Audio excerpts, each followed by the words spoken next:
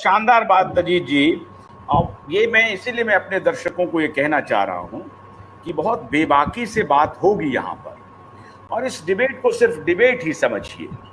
हमारा कोई ये मकसद नहीं है कि आपके ब्रेन को वॉश करें पूरी तरह से। ओपिनियन आप बनाएं हमारे डिबेट को देखने के बाद, लेकिन जो प्रश्न पूछा गया उसका देखिए एकदम सधा हुआ जवाब। आप सहमत हो नहीं हो ये अलग विषय है, लेकिन अजीत जी से मैंने सवाल किया था कि सबसे चतुर कौन है। उन्होंने एक प्रति प्रश्न पूछा कि नहीं, विपक्ष में सबसे चतुर होना चाहिए। इसलिए होना चाहिए क्योंकि मोदी जी जैसे का उनको खिलाफत करना है। और संघ का फिर उन्होंने ब्यौरा दिया, भारतीय जनता पार्टी के मजबूती का ब्यौरा दिया। इसलिए चतुर तो होना ही पड़ेगा, चालाक होना ही पड़ेगा, नंबर वन। नंबर टू, अब इस दोनों का उन्होंने विश्लेषण कर दिया, दो पात्र भी सामने रख दिए, राहुल गांधी और नीतीश कुमार। अगर सतीश जी आ गए हों, सतीश जी आपको आवाज आ रही है? सतीश जी आपको हमारी आवाज आ रही है? हाँ बिल्कुल आ रही है।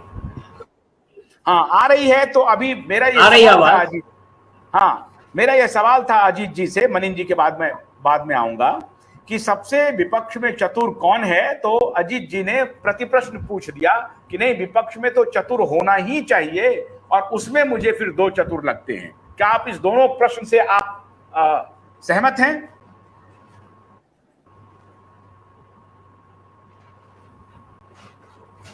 नहीं, हम अजीत जी को सुन रहे थे।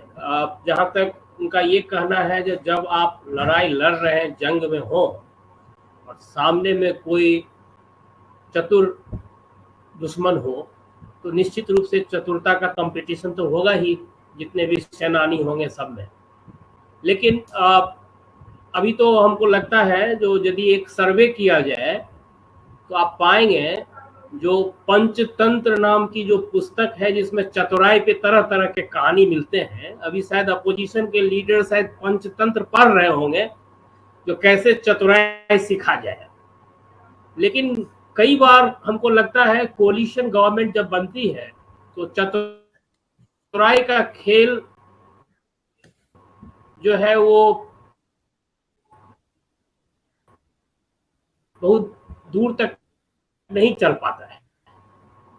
हमको याद है हुए थे नरसिम्हा राव, उनकी चतुराई के सामने सब मौत खा रहे थे। पिछड़े राजनीति के दौर में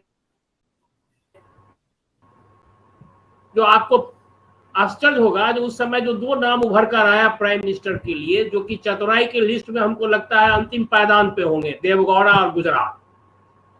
तो इसीलिए ये जो यदि बीजेपी की सरकार गई और मिली जुली सरकार का कोई रूप सामने आया, तो उसमें चतुराई के आधार पे कोई सफल हो जाएंगे, इसके बारे में अभी ये कल्पना करना हमको लगता है सही नहीं होगा।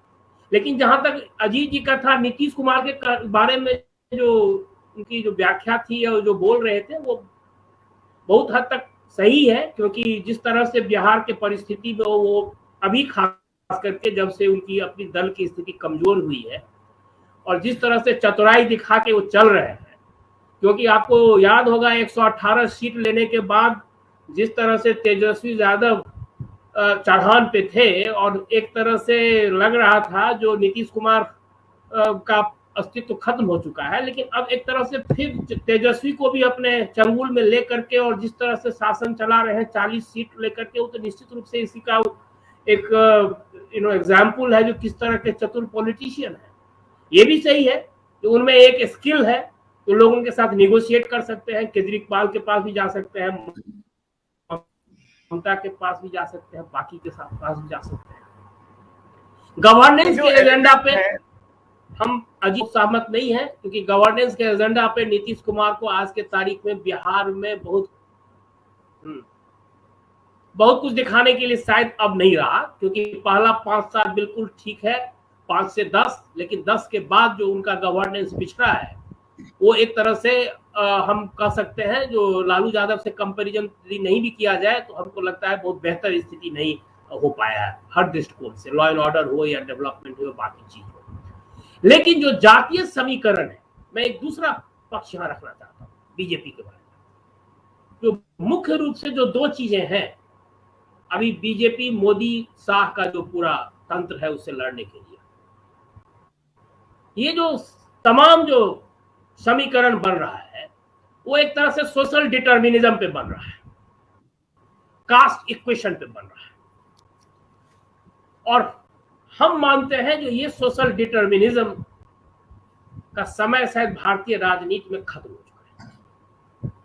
एक तरह से यदि देखा जाए तो लॉन्ग टर्म्स में भी और शॉर्ट टर्म में भी पॉलिटिकल पार्टी वही सक्सेसफुल होता है जो कि एक आंदोलन से जुड़ा होता है, और नंबर 2 जिसके पास एक रीजेनरेटिव आइडेंटिटी का डिस्कोर्स हो, जो एक नया आइडेंटिटी क्रिएट कर पाए।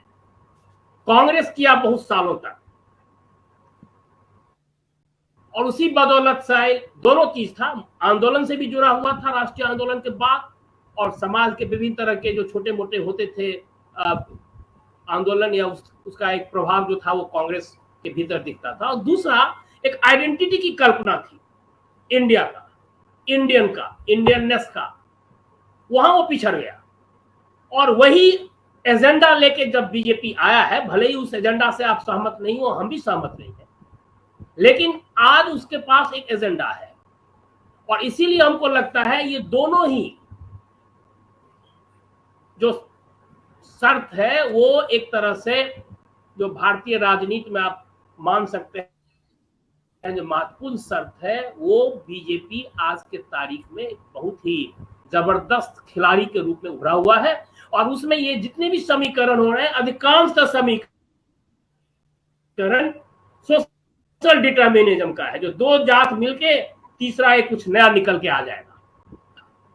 इसीलिए यहां तक भी हम कह सकते हैं जो बिहार में लालू और नीतीश का जो ये समीकरण है वो 2015 का ही रिजल्ट दे दे, ये कहना आज के तारीख में बहुत ही मुश्किल काम है। हम तो इसे बिल्कुल सहमत नहीं है, क्योंकि हमको जो मिल रहा है फीडबैक, उसमें हमको लग रहा है जो बहुत ही उलटफेर होने वाला है बिहार के चुनावी परिणाम। तो हम एक तरह से ये प्रारंभिक वक्तव्य